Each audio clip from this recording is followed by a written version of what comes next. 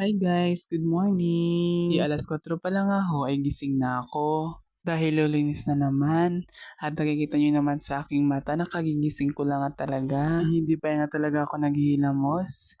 Ang totoo talaga ay hindi talaga ako naghihilamos dahil masama daw ito sa ating mga mata na kagigising mo lang yung naghihilamos na tayo. Dahil ito daw ang sanhi ng pagkalabo ng ating mga mata. So ayun ngayon nagpainit na ako ng tubig para sa aking kape. What's up mga kapatid? Sa buhay ng social media, nagbabalik ang inyong cute at walang hiyang vlogger na ito. Ialangan naman kayo. At nakita ko na ngang kumulo ang aking pinainit na tubig. Abay, for dago na, hindi na ako nagpabagal-bagal. Ang bagal ko namang kumilos. Nagtimpla ako kagad ng kape at kumain na din. Inasanay na din ng aking katawan at ang aking tiyan na kumakain ako every morning. Alam nyo naman, nagtitipid ako kaya hindi na ako bibili ng pagkain sa kantin at kakain na nga lang ako dito. At yan nga, ito yung aking ulam. Pagkatapos ko nga naligo ay nabisaw kaagad ay hindi ko na nga naipakita paliligo abay matatagalan ako ng sobra. So alas 5 na nga ako natapos sa aking pag-aasikaso at naglalakad na nga ako.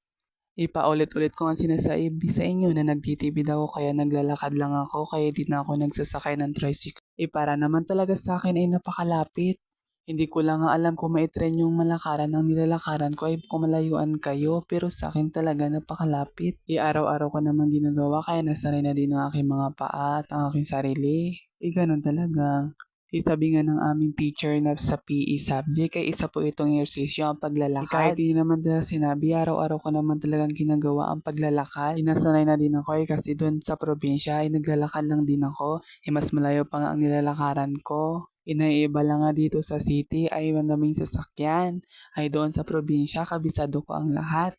Kabisado ko din ang mga tao doon. Paano na lang dito, ibang tao ang mga kasalamuha mo araw-araw. Kaya ikaw na lang bahala kung paano tatratuhin. Pasensya nga, ito na lang ulit-ulit ang aking nagawang content. Wala na din talaga akong magagawa.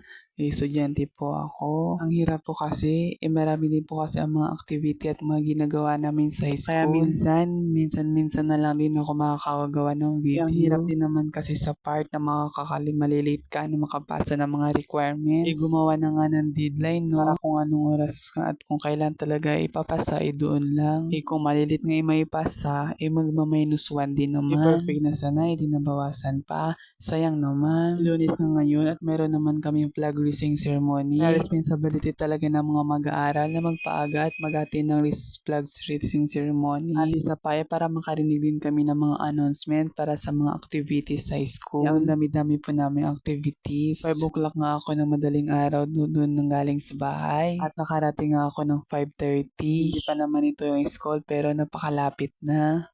Pero sa mga oras na ito ay marami ng sasakyan. Lunes na ngayon at pasukan na naman. Talagang napakabilis ang panahon.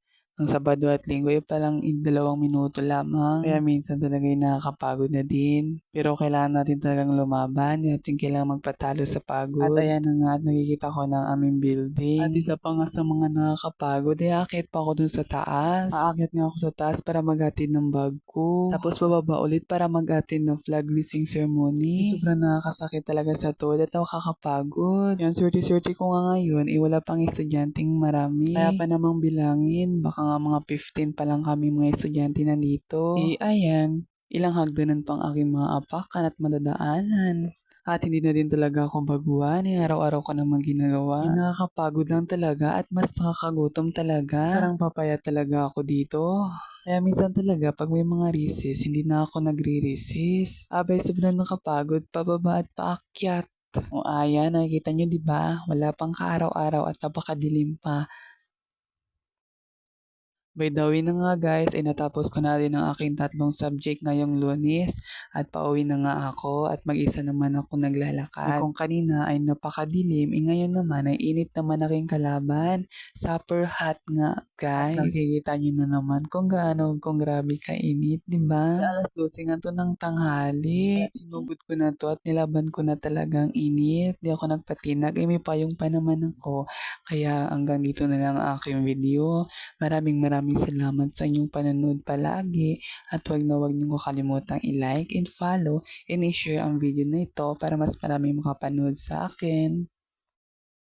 At mag-comment ka na dyan sa baba para marami ka na din.